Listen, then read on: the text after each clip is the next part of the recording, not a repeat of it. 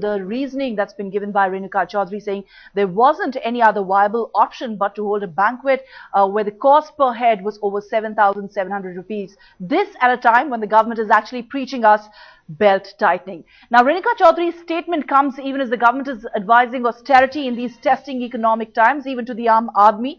But while it delivers sermons to the country, its shocking hypocrisy lies exposed. The dinner that was hosted by the Prime Minister on completion of 3 years of UPA-II was a mammoth exercise in extravagance. RTI activists have exposed the shocking splurge at the Prime Minister's dinner at 7 Racecourse Road. More than 7,000 rupees was spent per head at Prime Minister's grand dinner. Never mind, it's the same Prime Minister who told the country just a couple of days ago that money doesn't grow on trees.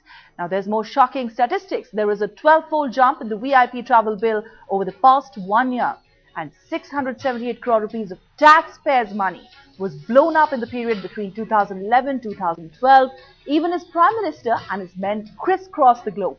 The reason for the quantum jump is also because ministers flew in chartered aircraft, the Indian Air Force Embraer, or the Air India Airbus. So here's a lowdown really into the foreign visits of Prime Minister Manmohan Singh and his minister. Prime Minister himself made 14 visits abroad in 2011-2012 and 7 visits in 2010-2011. So a clear jump in the year that he was preaching austerity.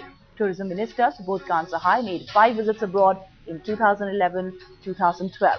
Foreign Minister S.M. Krishna made 15 foreign visits in 2011-2012.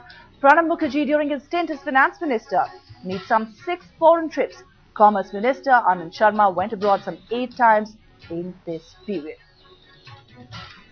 So just 4 months before the Prime Minister addressed the country to explain the big bang reforms and the burden of these reforms, which means you pay more for the diesel price hike, you also get a far fewer subsidized LPG cylinders. He actually hosted a very lavish party at his official residence to celebrate 3 years of UPA in power. Nearly 30 lakh rupees was splurged on just one day. In fact, for that one dinner. While the common man feels the pinch of inflation, struggles to make 2 ends meet, those in the government are certainly eating into these savings, blowing up the money that we save in taxes.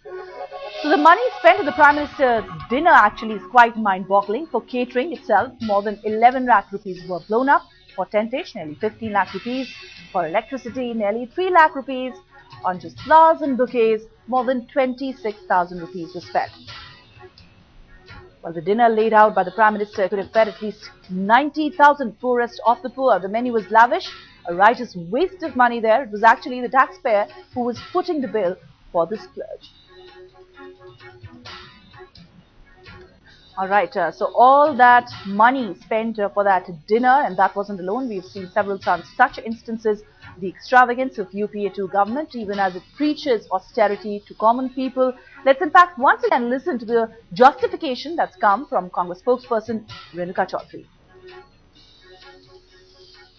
देखिए, there is a way to look at things.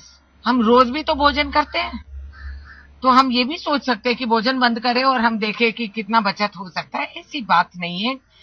कुछ समय, कुछ occasions की कुछ गरिमा होती है, एक मर्यादा होती है, एक तरीका होती है. तो शादियां भी करना बंद कर देंगे, सब कुछ बंद कर देंगे. चलो घर में बैठ के रोज मातम शुरू करें. Alright, so Renuka Chowdhury there saying there wasn't any other viable option but to spend this kind of money for the Prime Minister's dinner, for the UPA's anniversary dinner. Let's see if the opposition actually buys that argument.